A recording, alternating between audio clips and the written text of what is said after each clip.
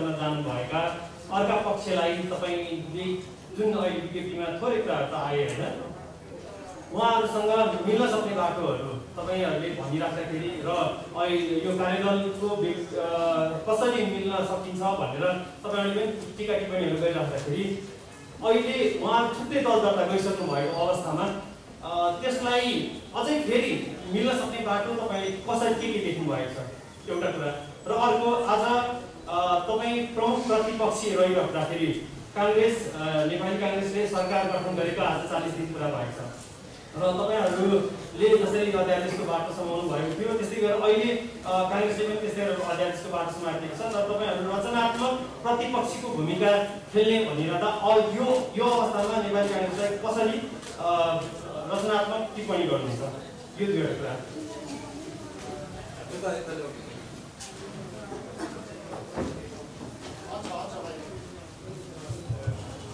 म लोकेन्द्र भट्ट राष्ट्रपति अनलाइनमा काम गर्छु।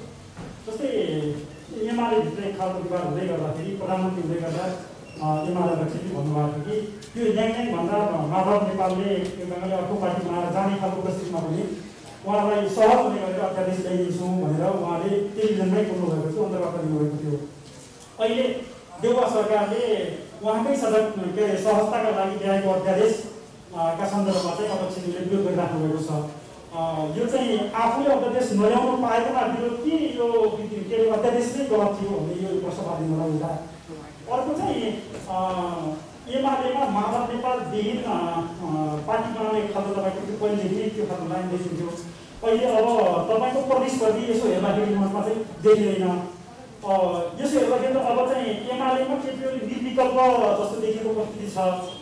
आगामी निर्वाचनमा पनि वा चाहिँ आगामी माध्यममा तपाईँको उम्मेदवार के रहँदै रहन्छ कि कोही यो भित्रै पनि प्रतिस्पर्धी देखिराख्नु भएको चाहिँ एक प्रकार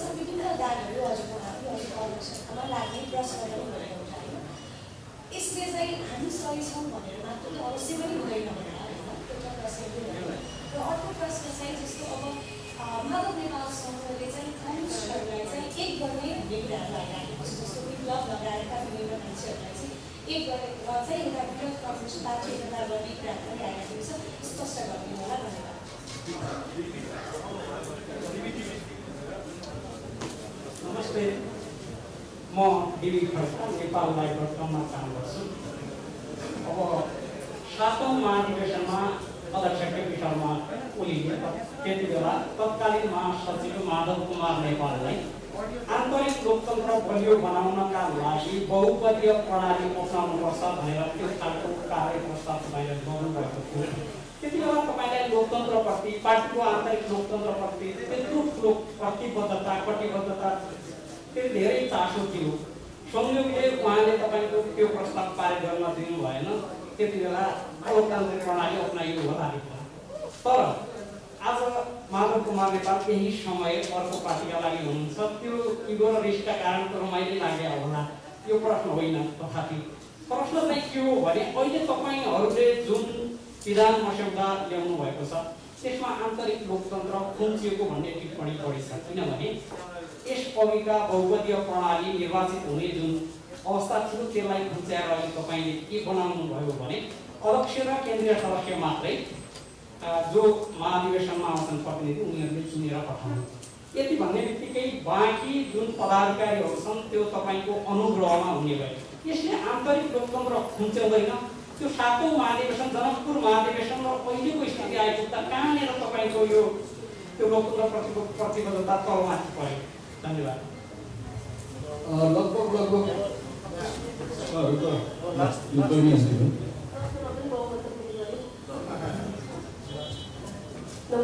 म सृजना घिमिरे ग्यालेक्सी फोर्टी टेलिभिजनबाट। जुन दिन पुस 5 गते प्रतिनिधि सभा विघटन हुँदै गर्दा त्यति बेला हजुरको विपक्षमा हुनुभएको, अहिले त पक्षमा आइसक्नु भयो।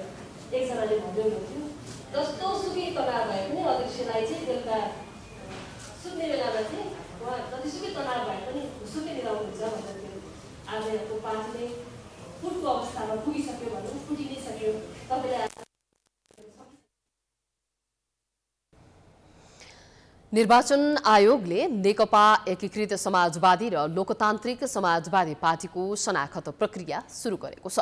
शनाखतका लागि एकीकृत समाजवादी पार्टीका अध्यक्ष माधव नेपाल सहितका नेताहरू निर्वाचन आयोग पुगिसकेका छन्। यस्तै लोकतान्त्रिक समाजवादी पार्टीका नेताहरू पनि आयोग पुगिसकेका छन्। आयोगले दुवै दललाई शनाखतका लागि 2.5 घण्टा समय निर्धारण गरेको छ। बिहान 11:30 बजेदेखि दिउँसो 2 बजेसम्म आयोगमा गएर नेताहरूले शनाखत गर्नुपर्नेछ। आयोगले तोकेको निर्धारित समयभित्र शनाखत गर्नुपर्ने आयोगका प्रवक्ता राजकुमार श्रेष्ठले जानकारी दिए। माधव कुमार नेपाल नेतृत्वको प्रस्तावित नेकपा एकीकृत समाजवादी र महन्त ठाकुर नेतृत्वको लोकतान्त्रिक समाजवादी पार्टीले नयाँ दल दर्ताका लागि आयोगमा निवेदन दिएका थिए। दल दर्ताका लागि माधव नेपाल समूहले कम्तीमा 41 केन्द्रीय सदस्य र 31 सांसद पुर्याउनु पर्नेछ। सरकारले दल विभाजनका लागि सहज हुने गरी अध्यादेश ल्याएपछि दुवै दललाई नयाँ पार्टी गठनका लागि बाटो खुलेको हो।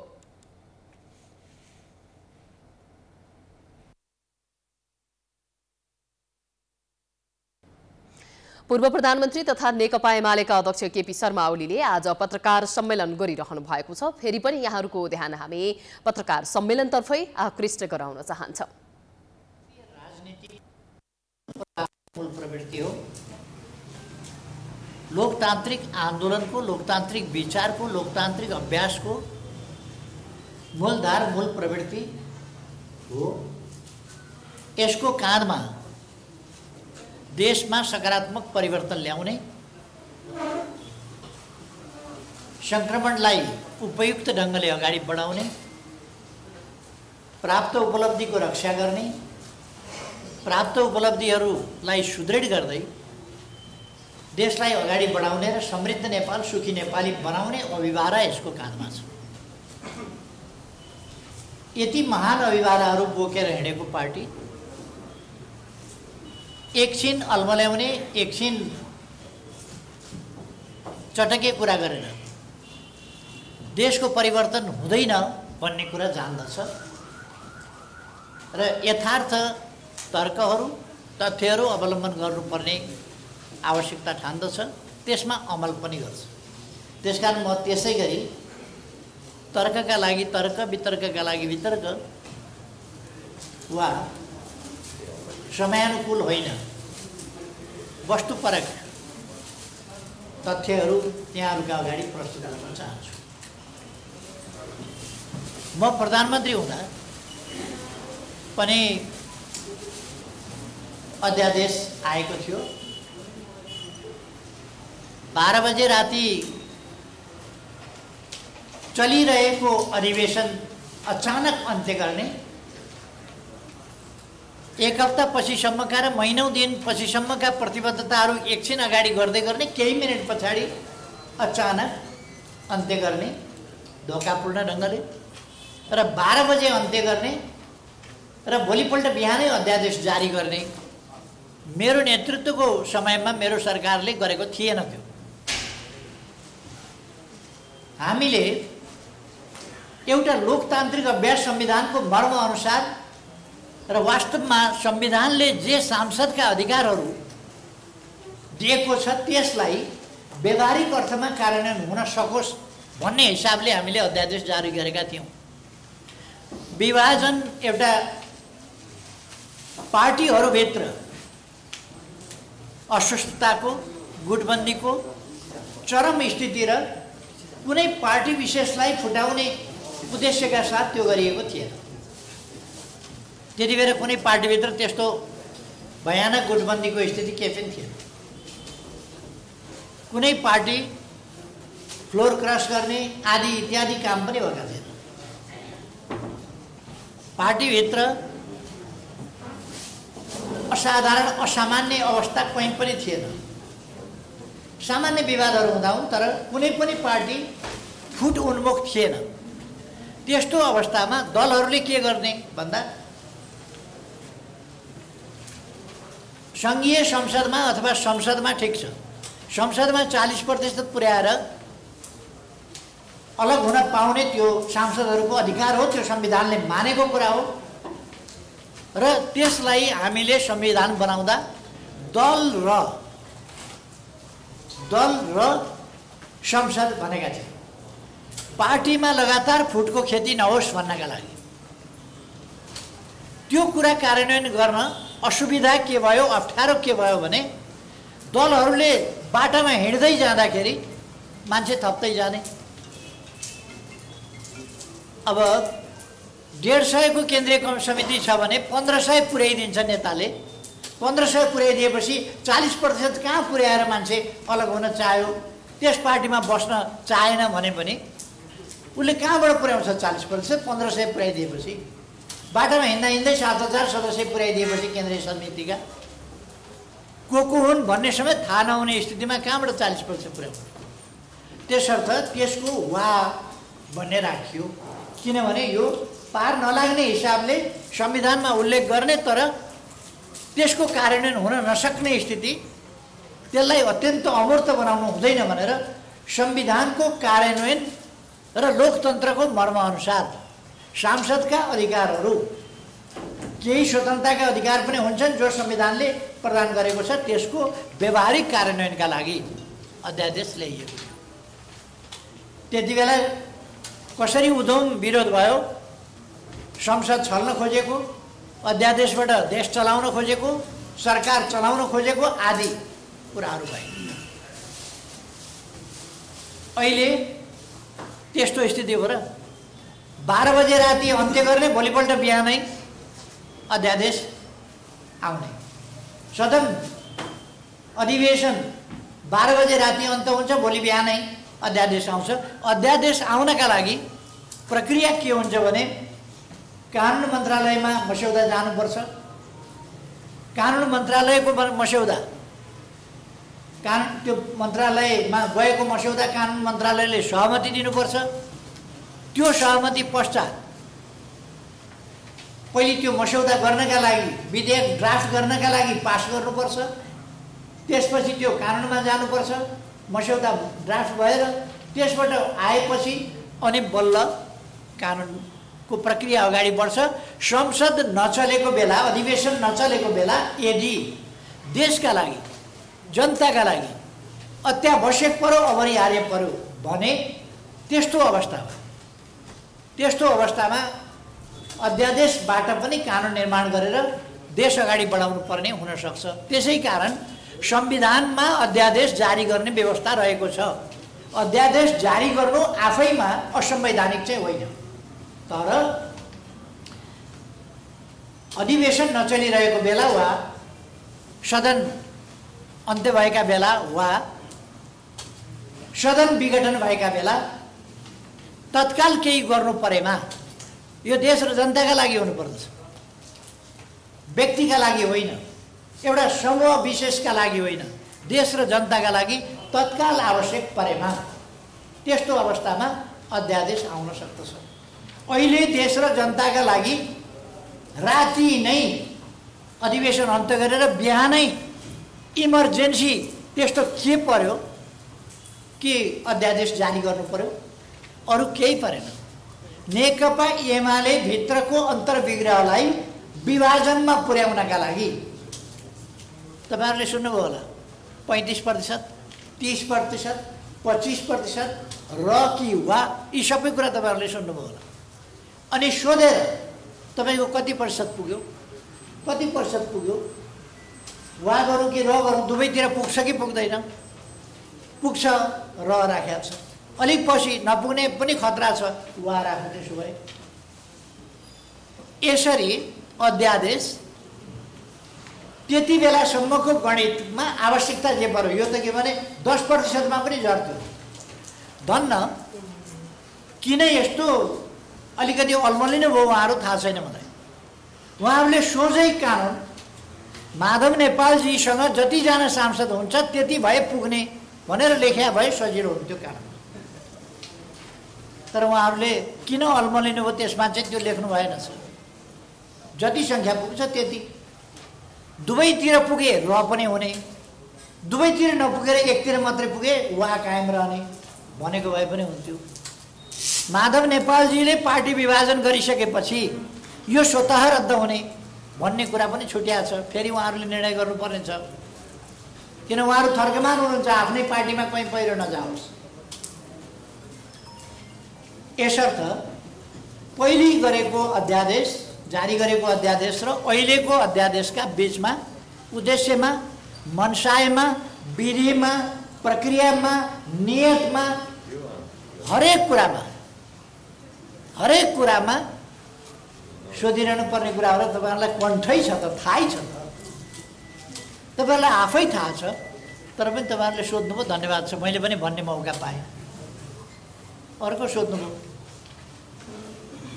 एकजना मित्रले भन्नुभयो यो पहिलेको र अहिलेको उस्तै होइन, कोही नअल्मलिनु होला उस्तै होइन भनेर।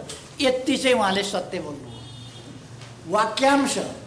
वाक्यको अंश चाहिँ सत्य बोल्नुभयो। पहिलेको र अहिलेको अध्यादेश उसै प्रयोजनका लागि, उस्तै प्रयोजन, उस्तै नियत, उस्तै मनसाय, उत्तिकै संवैधानिक प्रश्न होइन, कानुनी हिसाबमा उस्तै होइन, यो फरक छ।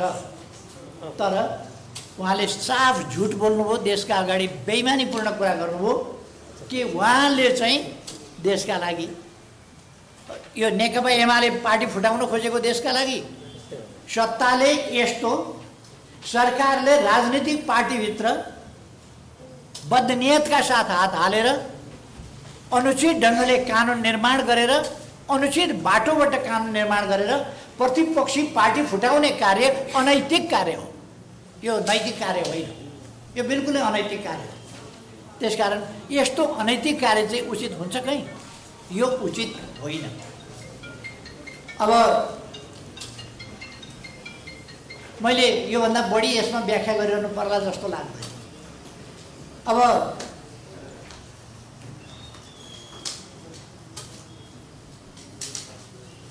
देश जोगाउनका लागि अध्यादेश, यो अध्यादेश नआएको भए देश के हुन्थ्यो त? के हुन्थ्यो देश? एमाले फुटाउन नपाएको भए देश के हुन्थ्यो त? बिलाउँथ्यो? यो बरफको डल्लो हो, यो घाममा राखे बरफको डल्लो हो, यो कर्कलाका पातको पानी हो। यो देश खतरक्क झरेपछि कहाँ खस्यो थाहा नपाउने के हुन्थ्यो त यो अध्यादेश देश जोगाउनका लागि भन्ने कुराको पनि त एउटा हद हुन्छ नि त। देश जोगाउनका लागि यो अध्यादेश, यो वितण्डा, यो असंवैधानिक क्रियाकलाप, यो अनैतिक कार्य नहुँदा देश जोगिँदैन। त्यसकारण यो बिल्कुल गलत परिभाषा हो, गलत व्याख्या हो। यस्ता गलत व्याख्यामा हामी कोही पर्नु हुँदैन भन्ने मलाई लाग्छ।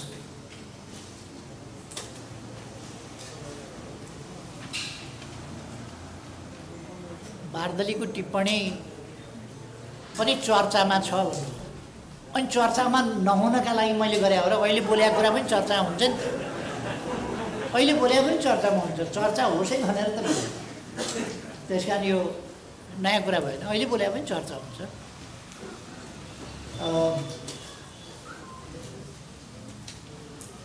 तपाईहरू विचार गर्न सक्नुहुन्छ, देश पार्लियामेन्ट अशक्त भयो, पार्लियामेन्ट चल्न सकेन। तपाईहरू भन्नुहोस् त, पुस 5 गते यता पार्लियामेन्ट चल्या छ, पार्लियामेन्टले केही माखो मारेको छ, केही गर्न सकेको छ? देशको समय पुसदेखि अहिलेसम्म अब लगभग 9 महिना भयो। लगभग 9 महिना देशको अमूल्य समय। आजको विश्व अत्यन्त तीव्र रफ्तारका साथ विकासको काममा अगाडि बढिराखेको छ, त्यस मार्गमा अगाडि बढिराखेको छ। त्यस्तो बेला हाम्रो देशको 9 महिनाको समय कमसेकम पार्लियामेन्ट काम गर्न पाएको छैन, सरकार काम गर्न हिजो सरकारलाई काम गर्न दिएन, काम गर्न पाएन धेरै। अहिलेको सरकार कामै गर्दैन, नकाम मात्रै गर्छ, भत्काउने काम गर्छ, बिगार्ने काम गर्छ, स्थिति बिगार्ने काम। विकास निर्माणका कुरा अहिले बजेट रोकिएको छ। दीर्घकालीन महत्त्वका दीर्घकालीन आयोजनाहरू स्टप गर्नु, रोक्नु भनेर लिखित परिपत्र गरेर सरकारले रोकेको छ।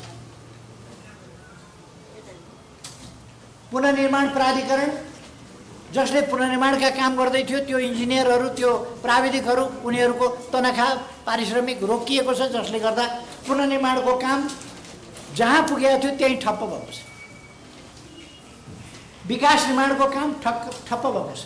जुन कामहरू ठेक्का लागिसकेका थियो, अगाडि बढिसकेका थियो, त्यो मात्रै चालु छ।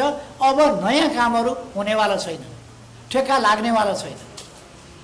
उहाँहरूले हामीले भनेका थियौँ मेलम्ची बाढी पहिरोले गर्दाखेरि त्यसको मुहान पुर्यो, तर हामी सन् 2021 भित्रमा ल्याउँछौँ र पहिलो जनवरीसम्ममा, 1 जनवरीसम्ममा काठमाडौँमा पानी ओह्राल्छौँ भनेका थियौँ। उहाँहरूले वैशाखसम्ममा ओह्राल्छौँ भन्नु।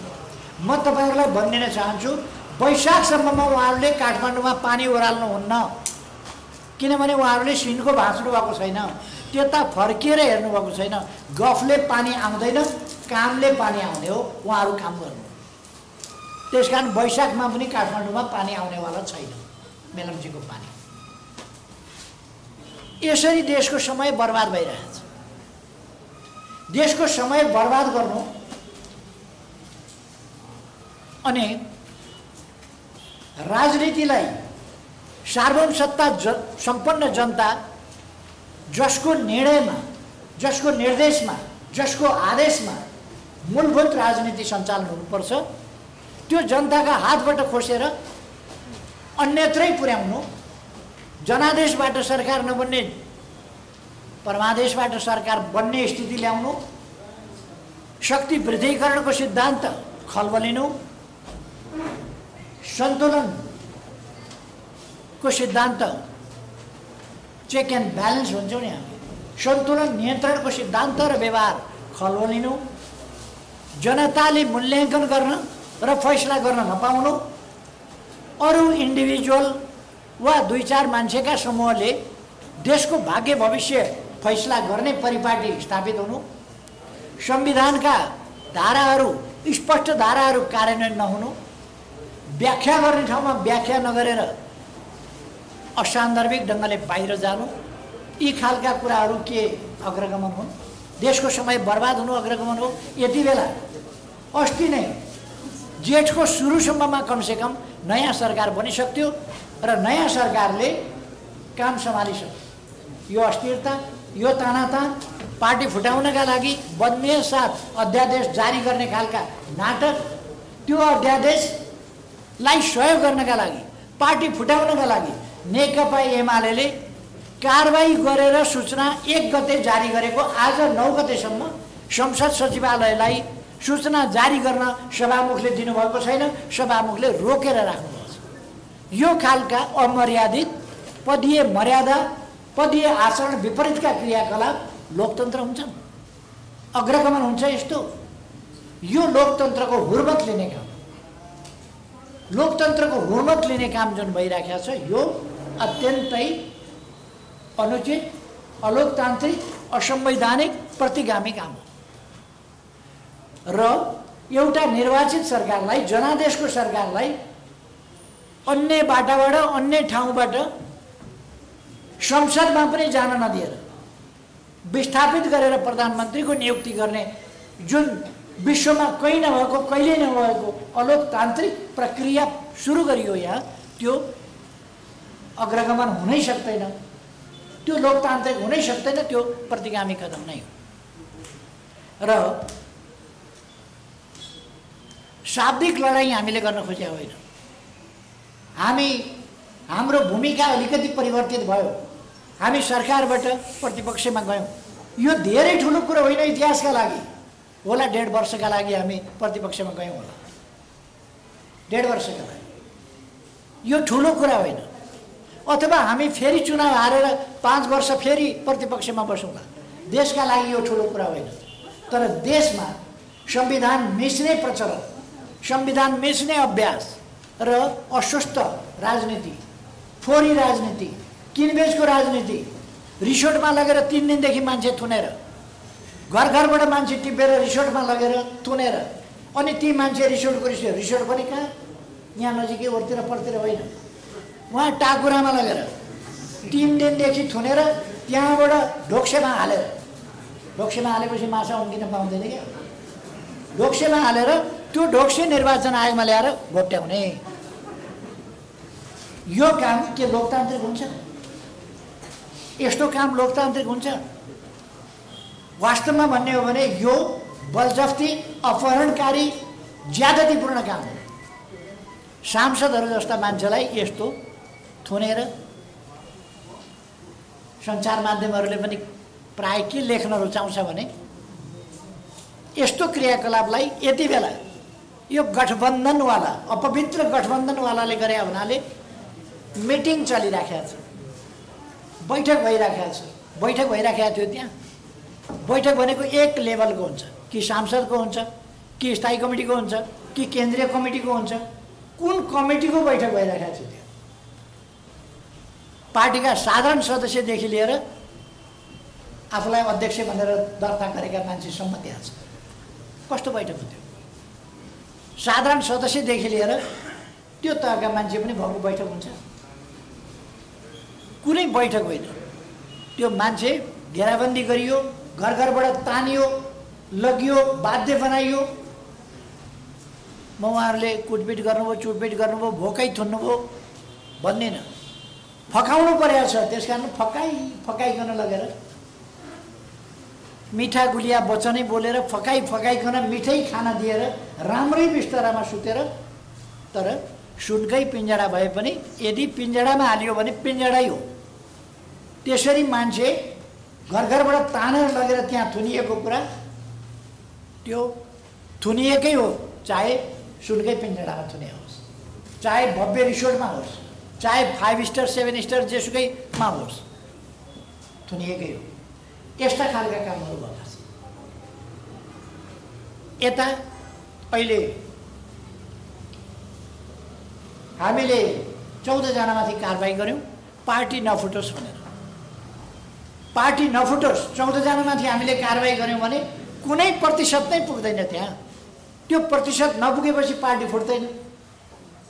पार्टी नफुटोस् भन्नका लागि हामीले कारबाही गऱ्यौँ।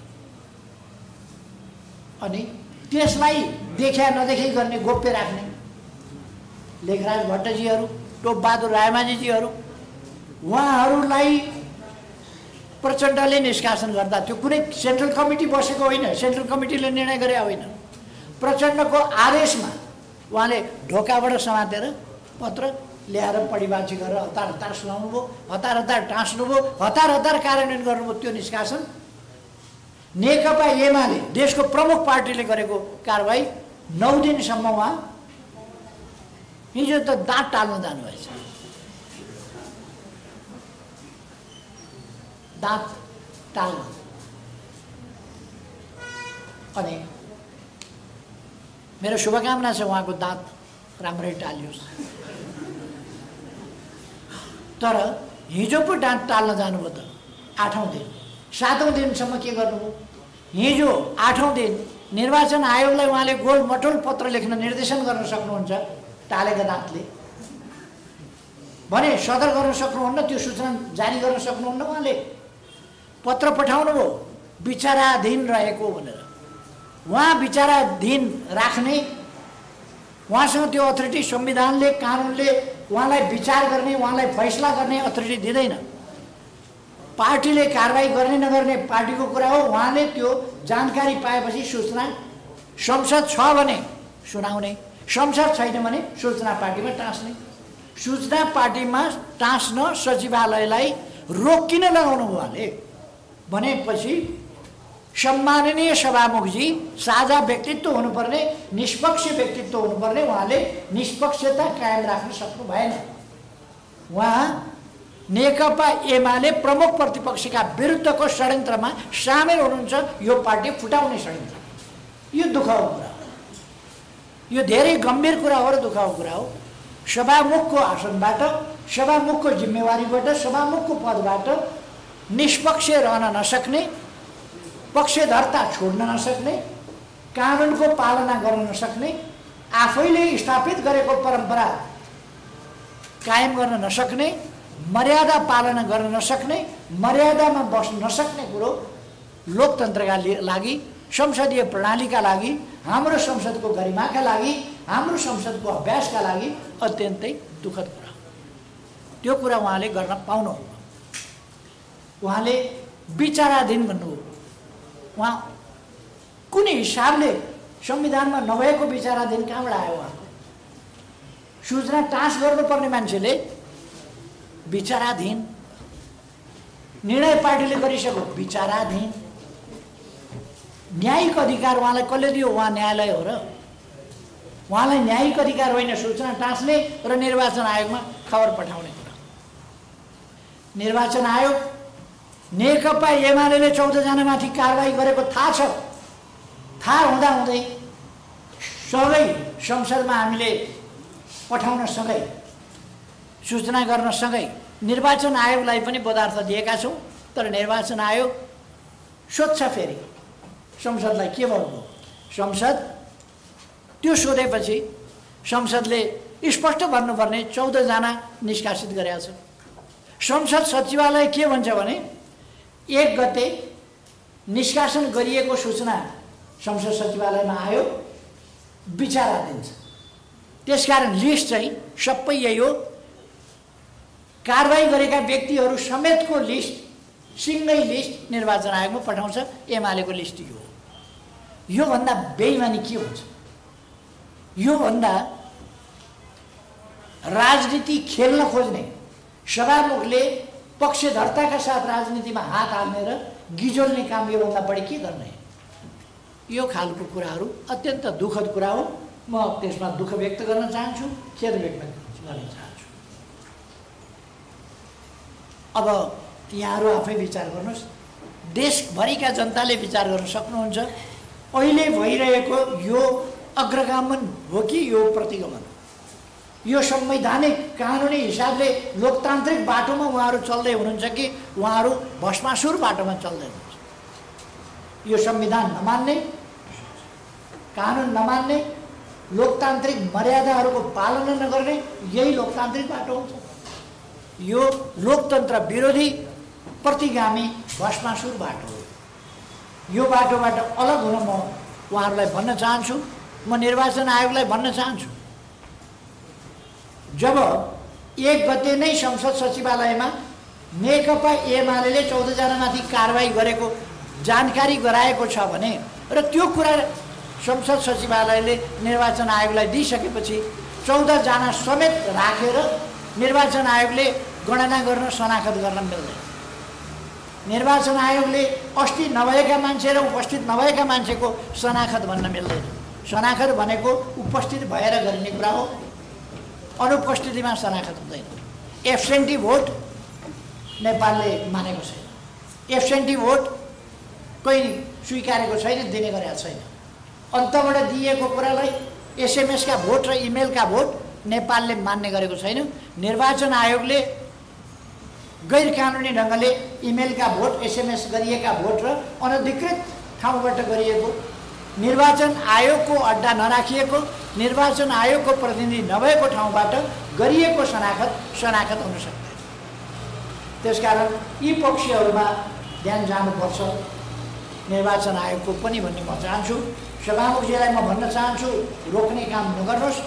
तुरन्त हामीले गरेको कारबाही सार्वजनिक सूचना जारी गर्नुहोस्।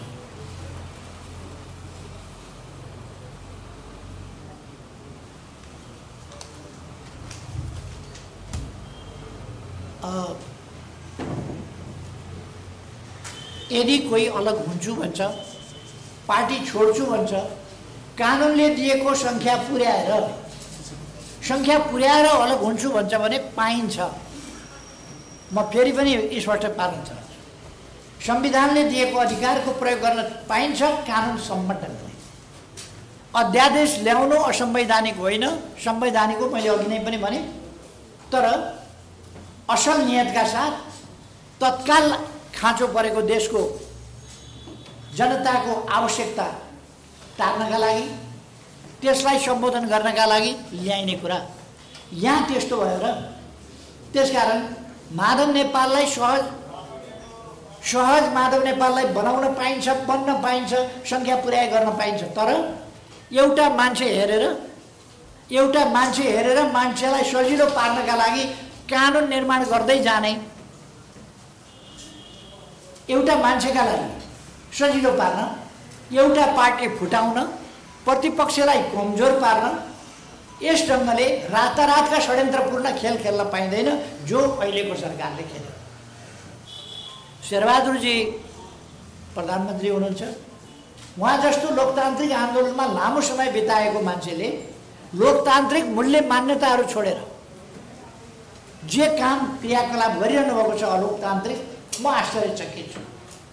नेपाली कांग्रेस पार्टी प्रति म आश्चर्य व्यक्त गर्छु कि नेपाली कांग्रेस अहिलेको सरकार सञ्चालनका क्रियाकलापमा कहीँ पनि नेपाली कांग्रेस देखा पर्दैन। यदि नेपाली कांग्रेससँग कुनै मूल्य मान्यता छ भने, लोकतान्त्रिक मूल्य मान्यता छ भने होइन, अरूकै आवश्यकता परिपूर्तिका लागि एउटा प्रधानमन्त्रीको पद भएपछि जे गरे पनि हुन्छ भन्ने हो भने त्यस्तो परिभाषा दुःखद कुरा हो, देशका लागि हानिकारक कुरा हो।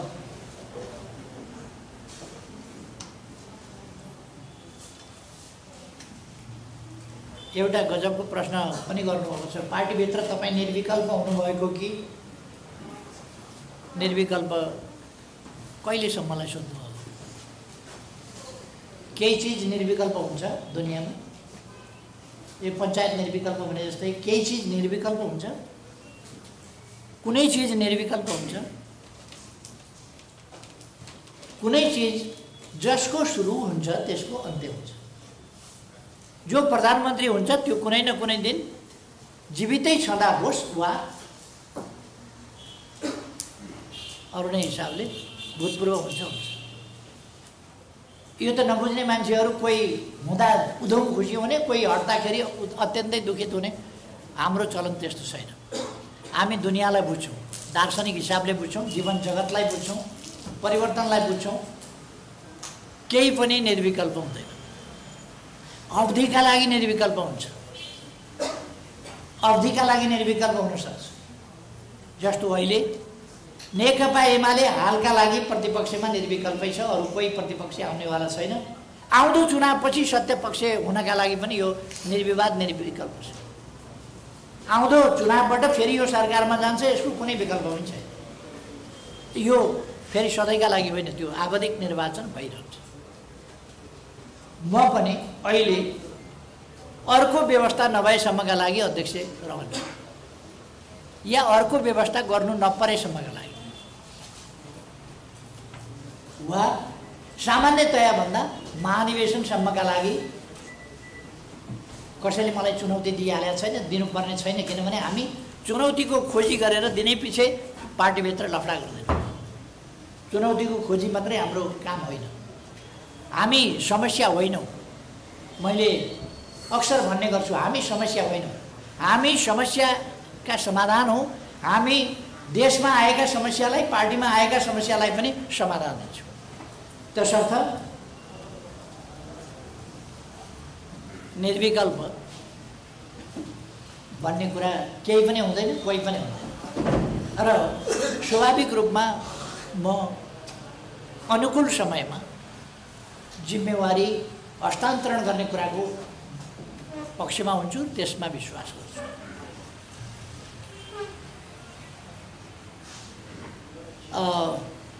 अरूलाई मात्रै दोष लाएर होला र पार्टी विभाजन भएपछि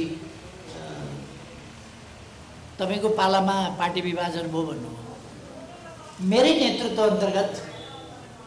नेतृत्व अन्तर्गत चुनावी तालमेल भएको,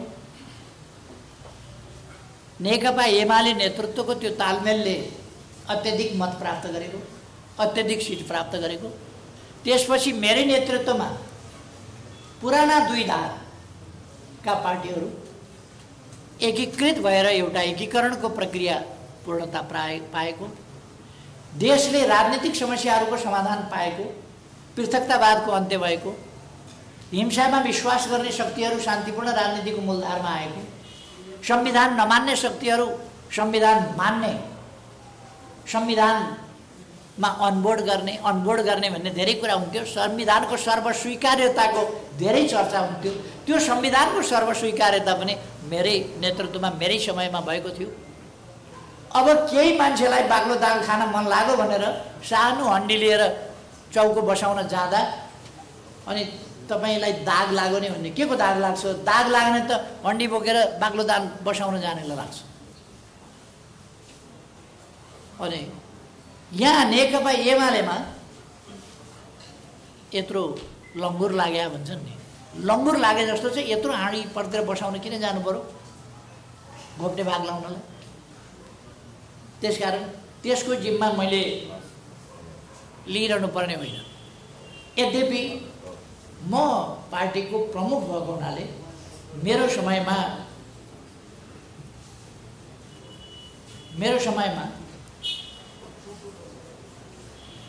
जुन ठाउँमा पार्टी पुगेको थियो मैले बचाउने कोसिस गरेँ। कोसिस गर्दा गर्दै पनि केही मानिसका मनोवृत्ति र प्रवृत्तिले गर्दा त्यसलाई बचाउन सकिएन। त्यसमा म दुखित छु। केही मान्छेलाई मैले सच्याउन खोजेँ, सकिनँ, दुखित छु। मैले पढाएका विद्यार्थी सबै डिस्टिङसनमा आउन्, 100 मा 100 ल्याउन् भन्ने चाहन्छु। कोही त्यस्तो हुन सकेन, फेल भयो। म दुखित छु। मैले नपढाएको भए त सबै डिस्टिङसन आउँदैन थियो होला। पढाएकै हुनाले डिस्टिङसन त आयो होला नि। अब कोहीले नपढ्ने पनि हुनसक्छ, कोही के हुनसक्छ, त्यस्तो पनि होला।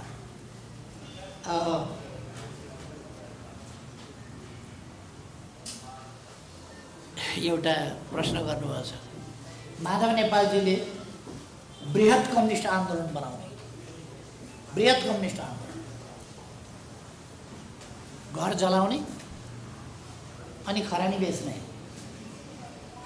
अनि भन्ने सहर बसाउँछु, खरानी बेचेर सहर बसाउँछु, यी फाल्तु कुरा हो। मलाई नयाँ पार्टी दर्ता गर्न दिनुहोस् न, त्यसपछि एकता गरौँ। यो एकताको कुरा हो। पार्टी फुटाउने, नयाँ पार्टी दर्ता गर्ने अनि एकता गर्ने, यो कुनै एकताको बाटो हो, एकताको तरिका हो? यस्ता झुट कुराहरू, यस्ता चटके कुराहरूका पछाडि नलाग्न, त्यस्ता कुराहरूमा विश्वास नगर्न म सबैलाई आग्रह गर्न चाहन्छु। बृहत कम्युनिस्ट एकता, बृहत कम्युनिस्ट एकता भनेको के हो? नेकपा एमाले हो बृहत कम्युनिस्ट एकता, जसका 10औं लाख पार्टी सदस्य छन्, 20औं लाख जनवर्गीय सङ्गठनका सदस्य छन्। अनि कुन चाहिँ बृहत एकता हुन्छ? 1 दर्जन, 2 दर्जन, 3 दर्जन मान्छे भएका समूहहरू जोडेर 100 जना पुग्ला, बृहत भयो। 10 लाख सदस्य भएको नेपाल व्यापी मात्रै होइन, जहाँ नेपाली पुगेका छन् त्यहाँ एमाले पुगेका छ। नेपाली व्यापी पार्टी छोडेर त्यसबाट चोइटिएर अनि अरू कता कति टुक्रा टुक्री भेला गरेर बृहत बनाउने अरे। अनि तपाईँहरूलाई पत्यार लाग्यो? भाइ बहिनीहरूले सोझै हुनुहुन्छ, सोध्नुहुन्छ यस्तो कुरा।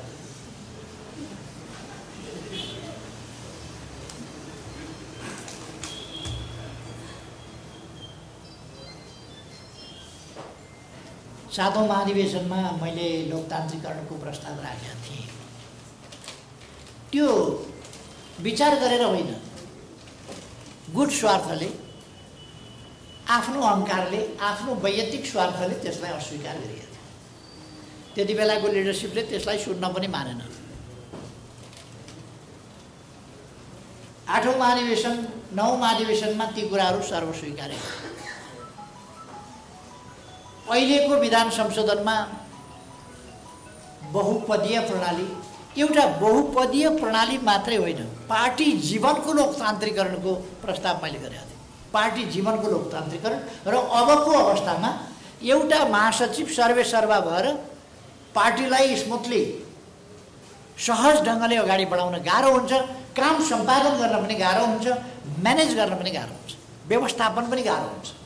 त्यसकारण अब बहुपदीय प्रणाली सहितको लोकतान्त्रिक अभ्यास पार्टीमा हुनुपर्छ भनेर मैले अगुवाई गरेको थिएँ। अहिले त्यस प्रस्तावलाई विरोध गर्नेहरूले फेरि यो चाहिँ प्रतिगामी कदम हो भन्ने प्रश्न उठाइरहेको छ। एउटा पद धेरै हुनु वा थोरै हुनु, कतिवटा सचिव बनाउनु, बहुपद भनेको कतिवटा हुन्छ? अध्यक्ष, उपाध्यक्ष, महासचिव, सचिव, कोषाध्यक्ष, यस्तै नै होला बहुपद भने। कि 10 दर्जन उपाध्यक्ष बनायो भने 20 दर्जन महासचिव बनायो भने चाहिँ लोकतान्त्रिक हुने हो र? यस्तो व्याख्या सोच्नु हुँदैन, यस्तो धारणा राख्नु हुँदैन। हामीले लोकतान्त्रिक अभ्यासलाई छोडेका छैनौँ, छोड्दैनौँ। हामी नै लोकतन्त्रका हरेक क्षेत्रमा, विचारमा, समाजमा, राजनीतिक दलहरूमा, निर्वाचनमा अथवा समग्र सामाजिक जीवन पद्धतिको रूपमा लोकतन्त्रलाई स्थापित र विकसित गर्न अभ्यासबाट अगाडि बढाउन चाहन्छौँ। त्यसर्थ हामीले लोकतन्त्र या लोकतान्त्रिकरण वा लोकतान्त्रिक पद्धति छोड्छौँ भन्ने कुरा यो कुप्रचार हो। त्यसकारण यो अहिले खुम्च्याएको पनि छैन, खुम्च्याउँदै पनि खुम्च्याइँदैन।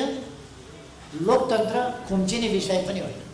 अब जहाँसम्म कति चाहिँ सोझै हलबाट छानिनुपर्छ भन्दा अहिले पनि पार्टीभित्र लोकतन्त्रकै चर्चा गर्ने थुप्रै साथीहरू हुनुहुन्छ जसले अध्यक्ष लगायत, प्रमुख नेता लगायत सबै केन्द्रीय कमिटी छानेर त्यहाँबाट छानिनुपर्छ भन्ने। तर हामी के ठान्छौँ भने प्रमुख नेता सोझै उसको पपुलारिटी पनि परीक्षित हुनुपर्छ। अर्को कुरा, यो सधैँ प्रमुख नेताका लागि खेलबाड गरिरहने, तानातान गरिरहने, जोडघटाउ गरिरहने, लुच्छाचुडी गरिरहने कुरा होइन। अहिले पनि तपाईँहरूले देख्नुभयो, मलाई अध्यक्ष चाहियो, बराबरीको अध्यक्ष चाहियो, के चाहियो भन्ने कुरा। चुनाव हारेका मान्छेले मलाई अध्यक्ष चाहियो भनेको तपाईँहरू देखिरहनु भएको छ। यस्तो खालको स्थितिमा यदि त्यही भित्रबाट केन्द्रीय सदस्यहरूभित्रबाट अध्यक्ष छान्ने खालको प्रणाली हामीले ल्यायौँ भने त्यसले के गर्छ भन्दा त्यो सधैँ त्यो अध्यक्ष फेर्ने वा प्रमुख नेता फेर्ने, अरू नेताहरू पनि फेर्न पाइने भयो भने अरू नेताहरू पनि फेर्ने, फलानु उपाध्यक्ष हटाइपाउँ, उसँग म प्रतिस्पर्धा गर्छु, मैले फेर्न पाउनुपर्छ भनेर बिचाम भन्ने, यो खालका कुराहरूको खेल भइरहन्छ। त्यसकारण त्यसले पार्टीभित्र स्थिरता, स्थायित्व हुँदैन र लोकतान्त्रिक अभ्यासका नाउँमा अलोकतान्त्रिक गुटबन्दी, अस्वस्थ प्रतिस्पर्धा जस्ता कुराहरू भइरहन्छन्। त्यसर्थ हामी त्यस कुरालाई बढावा दिँदैनौँ। यसर्थ केही निश्चित पद सोझै प्रमुख नेता सोझै छानिनुपर्छ कार्यकर्ताबाट र अरू पदहरूबाट अनुकूल ढङ्गले पार्टी सञ्चालन गर्ने हिसाबले टिम मिलाउनुपर्छ।